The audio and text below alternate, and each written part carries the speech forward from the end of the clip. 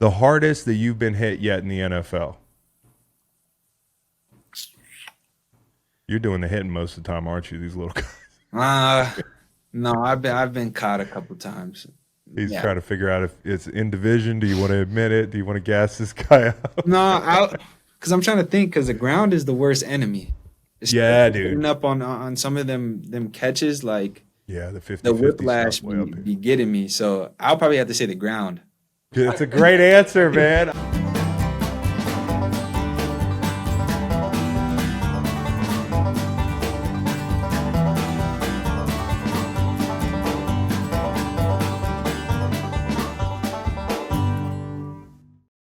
What's up, locals, Falcons fans? Just passing through all those people, the people who are mad at me because I questioned Desmond Ridder a month or two ago. Well, he's playing better. Okay, so if I'm wrong there, I'm wrong. And we do talk about Desmond Ridder in this very interview, and I want to give him his flowers. He has improved the last month of the season, and I know one of the reasons that Desmond Ridder's job is easy at times because he's got these big, tall trees outside to throw to. Drake London, Kyle Pitts, guys like that. The skill group in Atlanta is a lot of fun. They're young, they're exciting. And coming into this interview with Drake London, one thing I wanted to ask him about was, you know, with all the young guys there and being on a run-first team, how hard is it with the target shares and that sort of thing? And he gave me an answer that I think you'd expect, and you're going to hear that. But I think it encapsulates the type of team they are. They're young, they're unselfish, they're hungry. The vets they have are good people. And it just seems like to a man, you want to root for these guys. Now, we've talked about who might occupy that last spot in the NFC in the wild card race. My guess a couple weeks ago was probably the Falcons, but at this point, they're trending up and the Saints are trending down. They might win the damn division. So, Falcons fans, I know you got to be excited. And this dude is a heck of a ball player, a heck of a young ball player. Enjoy the Drake London interview. Now, the question for you, anybody passing through, is Drake London. You know, he went to London, caught some balls, caught a touchdown, that sort of thing. Kind of went off. Who is the best city name football player of all time? It's harder than you think. You can't say David Boston. Some of the guys in the back said David Boston. I don't think that's going to cut it. He was a pretty good player, but it might be Drake London. Take a beat and give us your answer in the comments. Like, subscribe, and enjoy that rock fight this weekend. Atlanta, Tennessee. That's going to be fun for your boy. I like low-scoring games. Tell a friend. Enjoy the interview.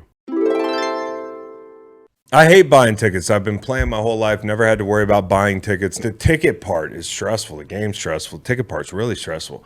Buying tickets to your favorite events shouldn't be stressful. Game Time is the fast and easy way to buy tickets for all the sports, music, comedy, and theater near you. With killer deals on last-minute tickets and their best price guarantee, you can stop stressing over tickets and start getting hyped for the fun you'll have. And with the Game Time app, it's easy to find and buy tickets for every kind of event in your area. If I'm trying to see the monster trucks for my kids or Willie Nelson for me and my kids, I can find it all in the Game Time app. Game Time's the place for last-minute ticket deals. Forget planning months in advance. Game Time has the deals on tickets right up to the day of the event.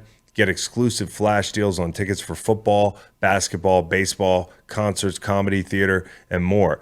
The Game Time guarantee means you'll always get the best price. If you find tickets in the same section and row for less, Game Time will credit you 110% of the difference. Snag the tickets without the stress with Game Time. Download the Game Time app, create an account, and use code GREENLIGHT for $20 off your first purchase. Terms apply. Again, create an account and redeem code GREENLIGHT for $20 off. Download Game Time today. Last minute tickets, lowest price guaranteed. Drake London, one of the best big body guys in our game. I love the big body guys, man. I like the guys that are strong. You know, when the ball goes up in the air, the 50-50 balls. I'd like to have a Drake London on my team. Drake London, welcome to the show, man. Been enjoying watching you play. How you doing? Good. Thank you for having me on. Right now, I've been great. Just got out of practice.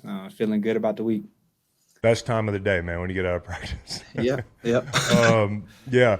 A couple things, dude. I was looking at the Falcons website. A few people I know on the Falcons. Okay, Did I read this right? TJ Yates is your wide receiver coach? Yes, sir. Dude, Yes, sir. ask TJ about those old ACC rivalries. I used to play against TJ back when he was at UNC. He Oh, was a ball player, man. he talks about his glory days all the time, so I'm definitely gonna have to let him know. He was a good player, and then you got Frank Bush, Yep. who I played with. Frank, he was coaching when I was in St. Louis. Great dude, character. And then one of my favorites, man, Mac Hollins. Yep. Smack Hollins, man. How different is he? He's a different guy, but I mean, you can't fault him because he's just somebody who's himself. Like you can't fault that, you know. He's just very, very authentic to himself. No question. Tell him I said what's up. I love Mac. Yeah, I don't know where to start with you, man, because there's two sports. I had no idea you were so good at basketball. I think it's really interesting because for a lot of guys like myself, for sure, recruiting was way different. You had to look at two different sports and ended up at USC, I know, but did that complicate things that you had to worry about maybe playing two sports in college? It didn't really complicate too much. I mean, I was doing it my whole life, all the way up to that point. And then it kind of became a thing of like people didn't think I could really accomplish that and actually do that. Like it was something that was like unfathomable. Like I couldn't do it, you know? So Yeah. it was more so like prove the doubters wrong and actually go out there and do it and show that like it's still possible. Man, that's what I did. I kind of fell short on the basketball side due to COVID and things like that, but it was a great experience. But you made a run at it. Were you playing both for a second at USC? Yes, sir. Damn, dude. What's that schedule like? Crazy. It's wicked. Basically, I come off a bowl game my freshman year. Everybody's going home and enjoying their break, and I got to get on a flight to Pullman, Washington to catch up with the team. So it was crazy. Yeah, all the times that we used to have fun in college after the bowl and then after spring ball, not for you. None of that for me. That's crazy, man.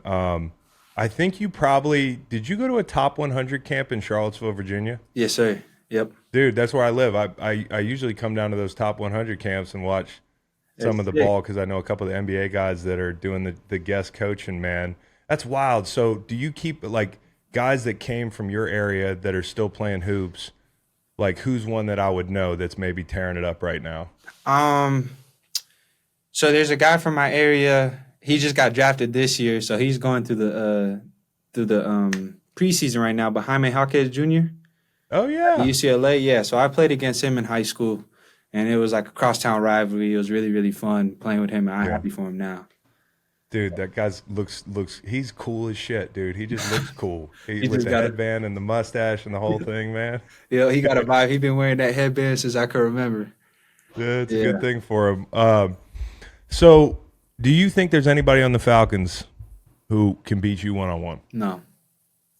I like that short answer too. No. Do you think that say we talk to Max Crosby, because Max is my guy, we had him on the show, and Max was talking about he doesn't think there's anybody in the league that can go one-on-one with him. What do you think of that matchup? I mean, I'm fine with it. I mean, you're gonna have to step up and guard me in space, so I'm good with it. And I got a little shot too, so I'm fine. Okay. Yeah, he's confident. Is there anything you learned, like taking basketball onto the football field? Like, is there any application for route runners and people that find space in zones and that sort of thing that you can take from basketball as an applicable skill? Oh, yeah, most definitely. The biggest one is spatial awareness, you know? Basketball coaches always coach, you know, you got to stay moving, cutting, so you can open up lanes and things like that. And to do that, you have to be spatially aware of your surroundings and stuff. And a big part of that in football, you guys play zone, things like that. So, like, just knowing where the defenders are and feeling that space has helped me a lot throughout my career. And then also, too, like body positioning when I'm going up for those 50-50 balls or whatever it might be. It's just like a knack for a ball for a rebound in a sense. And those have been like the two biggest things that have helped me a lot. I feel like with Ridder being athletic and he can extend some plays, I think he's doing a really good job of being on time and that sort of thing, but he can extend plays. Like that's where that stuff kicks in, right? The scramble drill. Yes, most definitely. Yeah. This is just the feel, like I said, of just everybody on the field, and also, too, the feel of my relation to the quarterback as well, understanding where he's at. Did you have comps coming out? Because I know if there was one thing people were talking about, they were obsessing over the 40 time. I don't worry about that. I worry about field speed. And you probably had a lot of confidence in your field speed and also your skill set. Mm-hmm. How did it feel, when people were questioning that, and then also coming out, did you like any of the comps that people threw around? To the point of like the 40 and stuff like that, that was my whole rebuttal to it. You could be a 4.3 guy, but you can run 4.5 out on the field with them pads, Like at the end of the day, I play football, and that's what we all play. And it's not a straight line the whole time, It's a lot of lateral quickness, things like that. Stuff that I feel that like lateral quickness I can excel at. So football speed, I felt that like I was fine there. I didn't really pay it too much mind. And then to the comparisons, I would like to say Mike Evans, bigger body Larry Fitzgerald type players that who I kind of got comped as. I mean, I loved it. That's high praise. Some great players right there. So to be comped as that was really, really cool. But at the same time, like I'm myself. I have a different background than those guys. Yeah. And I want to play like myself. Yeah, no question. The comp thing is always, even if they comp you to somebody like really good, you always want to be like, well, I'm different. I'm me, you know. And as much as a compliment, at times I remember getting comped to certain guys and being like, well, yeah, but, and it's a compliment. Mike Evans is awesome. I mean, there's nobody I respect more than him as a wide receiver in the league, and you get to see him twice a year. Have you guys linked up after the game and talked at all? Yeah, we just did a jersey swap last week. He owed me from last season, and it's kind of cool. I was at a USC football camp my sophomore year. It was my first camp ever, and an Illinois coach, excuse me, I forgot his name, but he got me on the phone with Mike Evans at the time when I was in high school. And, he would sometimes reach out to say, keep up the good work and stuff like that, or whatever it might be, comment on my posts and things like that. So it was cool to see somebody who's like similar body type as me, has somewhat of a same game as me. And I just wanted to, in a sense, get to the level that he's at. Yeah, is that the best jersey you got yet? Yeah, probably. You get some other good ones though? Yeah, I've got some good ones. I got a lot of my boys. I got like Amon-Ra, Michael Pittman, guys like that. Amon-Ra, man, I don't know how he fell to the middle of the draft or like mid-round. Was that something that you were surprised by? And what didn't scouts see? Because to me, he's one of the best in the game already at what he does. Yeah, and I think that really goes back to the whole field speed thing. He's a smaller guy. In the sense of football, so like he has true football speed, and he's strong as all, and honestly, I know he probably gonna hate me saying this, but him slipping that far helped him in the long run because he forever holds that grudge, and when he has a grudge against something, he's gonna beat it. You can tell, man, he's just got that strong will. You can tell out on that field, and then doesn't hurt to have a dad that's still lifting weights. Yeah. That dude is diesel. Did you ever see him lifting when you were at USC? Did you ever come down and hop in the weight room? No, I don't think I was ready, like mentally prepared to go into the weight room with them. But that dude's a beast. Yeah, he has the gloves on and everything. Most definitely. Yeah, they get after it for sure. Yeah. Last USC thing, man. Caleb Williams. I know you didn't get a chance to play with him. Watching him the last 2 years, he seems as much of a sure thing as anybody I've seen in college. I mean, he just fits the game we play at the pro level, and he seems like a great guy. Have you gotten to know him at all, and what do you feel like when you watch him play in your old jersey? Yeah, it's really, really cool. And plus, he's bringing all that hype back to SC, that blue blood school, and to go to that, he's an exceptional person, like he's a great person. He's a great leader. He actually introduced himself to me, when I was on campus one time. We met each other, and we talked back and forth here and there. And he's just a great guy, great QB, and he's like an ultimate competitor as well. That's what makes him so great. But like you're saying, like he's just an exceptional talent that like you can't really like turn an eye to. You have to watch him, No question, and he's getting that good NIL money that I don't even know if that was around when you were in. Did you get was it NIL yet? Yeah, I probably made like 1/4 of what these guys made. Yeah. I just had my stipend checks from SC, you know. I remember the stipend checks, man. That was about as far as we went back in 2008. You guys are living good now, but Caleb's living really good. When you got to the pros, man, I know when I came to the pros as a defensive end, the first time I went out on the field, I felt like I was standing in the middle of the highway and there's a bunch of cars driving by 80 miles an hour. And I don't, like the game is fast and, it takes some adjusting. For a wide receiver, what do you think was the biggest adjustment from the college to the pro game that you picked up on that people might not think about? And that's like literally the best analogy. I've been trying to explain it to people, but that's literally the best analogy. Like, that's how I felt, like, to a T. It was just people were in spots way quicker than I could ever imagine. Like just the mental level of the game was so much higher. And then at the same time, you got the top athletes who know where they're supposed to be at the right time. And it made a lot of things a little bit harder. Yeah. But now that I've kind of got my feet wet, everything has slowed down much more and just able to get to spots better, able to win on certain things that maybe last year I would have struggled on. So it's been a journey, and I'm still continuing on the journey, still learning. But yeah, it's definitely standing on a highway, just got Mack trucks blowing by you. Dude, that's how I felt. I remember we played the Chargers, and it was preseason, and I was like, they told me that preseason's slower than season. I was like, bro, wait up, dude. What's something from year one? You mentioned like some things that, year one were tough, but you're learning to do them, at a higher level. And obviously you were great year one, but the jump from year one to year two, were there specific things in your game that you were like, I'm targeting to get to that next level? Yeah. Just simple stuff like maybe get a better release here, affecting the DB in a certain way so I can get to this spot.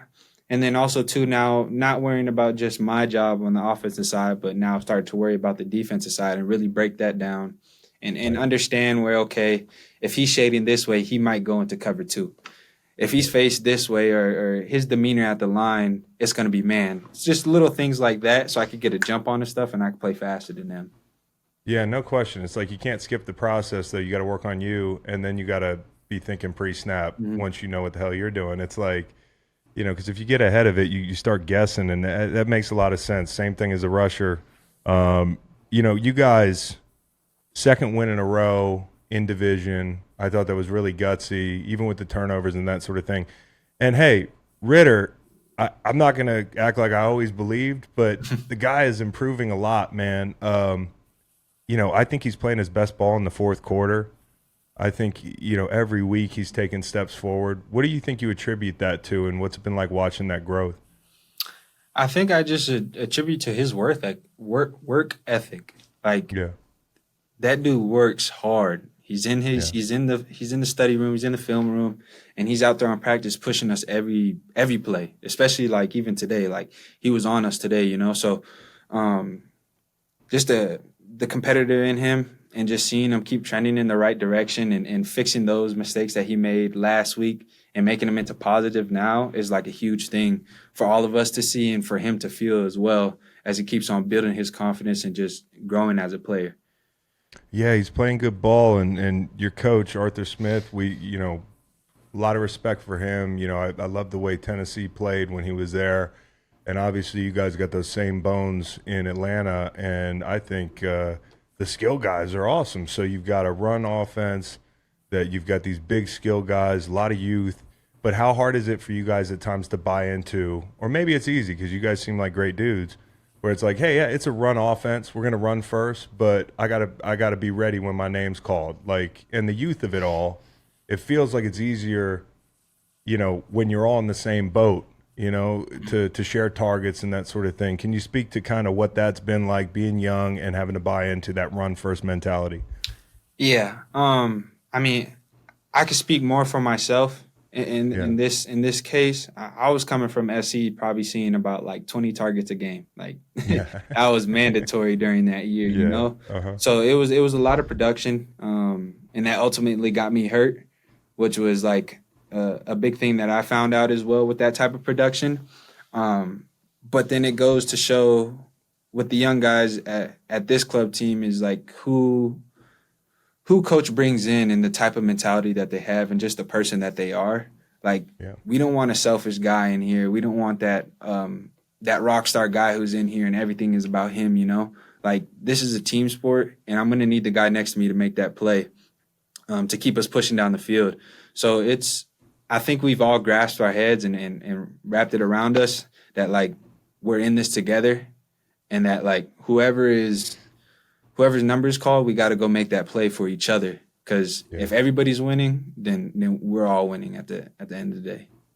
Yeah, you can see that looking at you guys, and I think you got the right people, like you talked about. How about Cordarrelle Patterson, man? That dude is a freak of nature. I love the way he's used. I love watching him get the ball out of the backfield. He can play wide receiver, he can play running back, he can return kicks. What's it like watching him run around day to day? Does he surprise you guys on a regular basis? Yes, I mean, I could remember watching him, his college highlight tapes with his returns and stuff at Tennessee and stuff like that. Yeah. And to be his teammate now and to see him work and just be the freak athlete that he is really, really cool. Like, I've never seen somebody run so angry in my life. Now I understand that, like, the angry runs comes from, like, he really does, like, run angry. And that's just who he is, and just special athlete all around, and really, really cool guy. No question. Love watching him play. And when did you know that Bijan was exactly what we thought he'd be? Because I always feel like with draft picks, it's hard to figure out. Sometimes it takes a minute, but it was like the first time I saw him touch a ball. I think he dropped 2 guys in the flat week 1. And I was like, oh, you know the play I'm talking about too. I mean, in the flat on the right side, caught a ball, dropped 2 guys, the whole thing. I mean, what was the moment for you? For me, it was like I got to see it on the field in the regular season. You got to see him in preseason. Yeah. I mean, we all kind of knew watching his tape what we were about to get. And then it was kind of like he just solidified it times 10, you know. There was a play in training camp, and it was a run to the right. And somebody got through the line, and his balance is ridiculous. But somebody got through D and got through the line, and he was making a move to cut back, and he slipped, and he put his hands down, popped back up, and made another jump cut. And I was just like, whoa. Yeah. That doesn't come from a normal person, you know? Like, there's some people in this world who are just gifted to do certain things, and, like, Bijan is one of them for sure. His balance, is it the balance mostly that you're like, because I feel like with every running back, there's one thing that's like a superpower, any great running back. And for him, do you think it's the balance? Is that kind of the thing that stands out? Yeah, his body control is, like, top tier. It's crazy. Yeah. Like, it really is crazy. Like, the way he can stay up, understand where his body is, and just make those plays is really, really cool. Dude, I feel like he can make cuts at full speed. You know, like other people are they got to break down and jump cut to get that kind of movement, but he's just like second level. He doesn't even have to lower his level. He's just, he's just out there, dude. Yeah, he baits you into it too. Like, he knows what he's doing. Yeah, smart player, talented player. When it comes to defense, because I love a lot of the guys that you guys brought in this year. It's like y'all have a young offense, right? And I think that works really well for y'all. But on defense, adding Bates, adding Calais Campbell, who we're the same damn age. I'm like, bro, he's still going. Me and him, same draft class. Love Calais, Bud Dupree, stud, Onyemata. It's a lot of vets.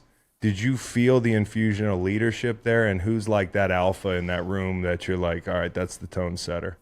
I think what makes them so special is their connection. And then to your point of like who's the alpha in the room, nobody really knows and nobody can tell. Like each one of them are going to hold each other accountable the same as maybe Calais or Grady or Bud, whoever it might be, So like that's what makes them really special. And then just their bond, like they go out to dinner, they do all that stuff outside of football.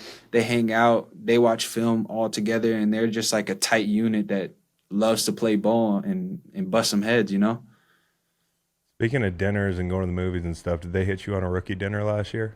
No, I got blessed. Wow, you are a good dude, man, because they like you enough that they just didn't even put – like what happened? There's no vets on the offense? Like what happened? No, I mean, I kind of got caught. Yeah. I would probably say – because we go to wide receiver dinners now, so I've been paying a few of them here and there just to do my due diligence, but other than that, nothing too crazy. Dude, isn't that the right way to go about it, though? Just comply with what they want you to do, be respectful, and then eventually they'll leave you the fuck alone. Yeah, exactly. Don't fight it. In, You won't be a target. yeah, in my time, it was the guys that fought it the most.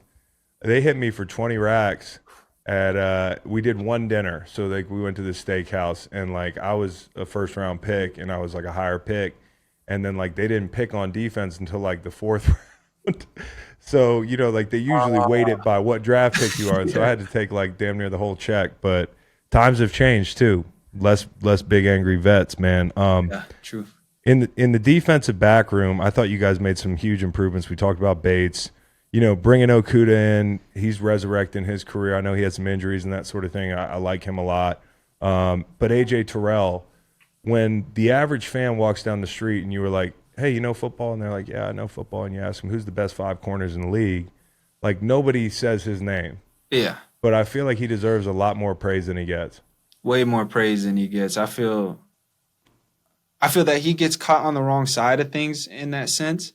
Like, yeah. I know AJ. I've been going against him for 2 years straight now, and like, this dude has a bag of tricks. Like he really does it, And he's a good corner. He's a good teammate, and he's been making me better this whole time that I've been here. So like, when people don't fully see the big picture of him, I feel like they're doing him a disservice because like he really is that guy, that lockdown corner. What do you think he does well that makes him that good? Well, first off, he's a corner that's going to come down and hit you. Yeah. Like, not a lot of corners do that in this rare league. And I ain't trying to put a target on my head. Let's just say that. No, but you didn't say anybody in particular. But, hey, I'll say it for you. Those dudes generally don't like to get in the run fit. Yeah, no. So he'll do that. And then, 2, he's just an aggressive guy. I mean, he has a knack for the ball as well. And he's going to make you work for your routes. Yeah, yeah.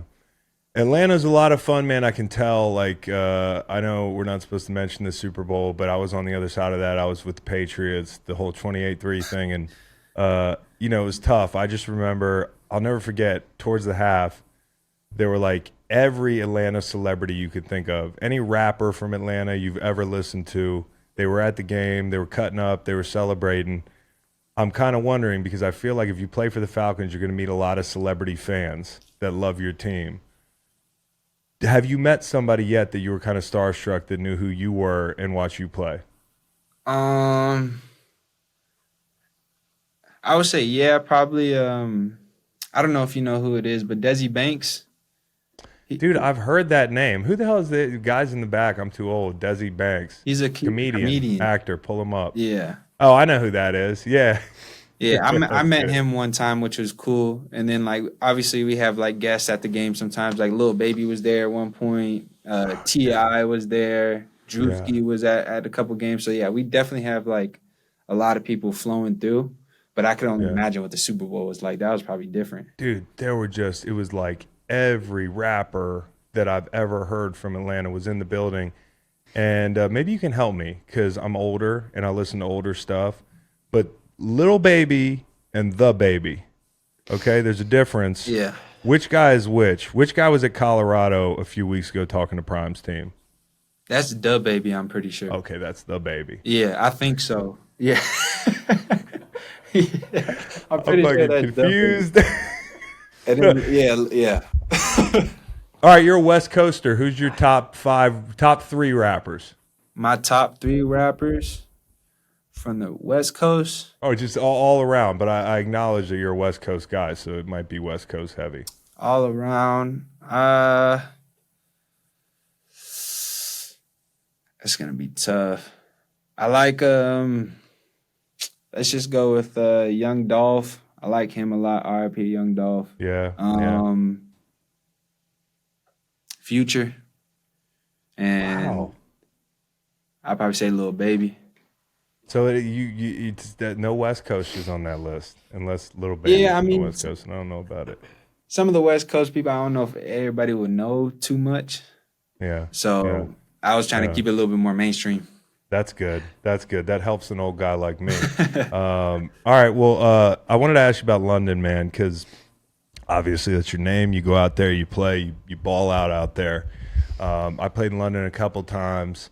What was your takeaway? Did you notice like a lot of differences out there and just the game time experience? And like the surface for me was kind of crazy, right? Because it's like the soccer players like that thing slick and short grass. Like, what did you notice about playing in London? Forget the other stuff, but just playing the game.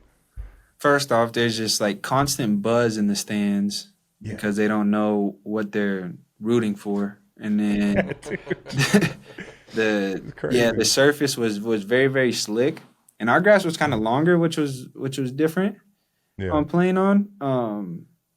But other than that, I mean, London was like a great experience. Yeah. It was really cool. It was my first time out of the country ever. So it was dope to see all that and to experience it with my family. It was just really, really cool experience. It was crazy, like how football can take you there all the way to another country, you know. So, dude, it is wild because I was like you. I mean, I traveled a little bit, but you know, outside of football, I just didn't ever get out of the country much. Yeah. My dad used to play, and they played in London in like the '80s, and I don't even remember it, but I'm on his knee in a picture and that sort of thing. But I got to go play there twice, and I really loved it, man. I mean, the jet lag sucked. Yeah. Right. Yep. But like, do you think they could put a franchise there? Like, how would that work? Do y'all ever talk about that? Because now that you guys have to play more over there, do you think it's possible? We was talking about that while we were at London because, I mean, obviously the Jags, they kind of have somewhat of a following out there. And they were saying, like, play 8 games out there and stay out there. And then for the rest of your away games, you come to the States and you stay here for the rest of the 8. So I don't know how it would shake out. I think it would be cool, but it would be tough on the players there definitely because, I mean, how are you going to get free agents out there to go work out if you guys are all the way out there? That's the thing, dude. If there's like a 20% chance I'm making a team, I'm not flying to London for them to work me out and get out. Like, that's crazy. I didn't even think about that part of it. Yeah, like just the little stuff like that. Like, I don't know how that's going to shake out. Yeah. The food's not great. I can admit that. No, the next day was tough. You already know, dude. Being hungover in London was tough too, because like we went out after the game, we played the Jags, we beat the Jags. Me and the guys went out to a club. I woke up, I was hurting, man. That place is always overcast. It's a tough place to wake up on the wrong side of the bed. All right, couple quick hitters for you. The hardest that you've been hit yet in the NFL. You're doing the hitting most of the time, aren't you? These little guys.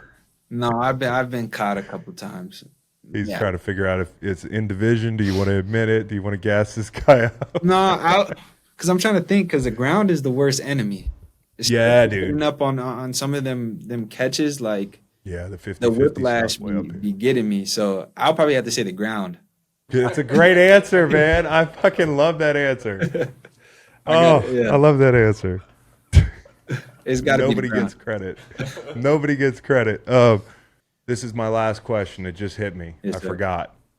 You guys are playing the Titans. The Titans are physical. They're like you guys. Like I feel like they got it's Arthur and it's Mike. It's going to be physical. But more than anything, you know, me being an Eagles fan, I got excited because we got Byard this week.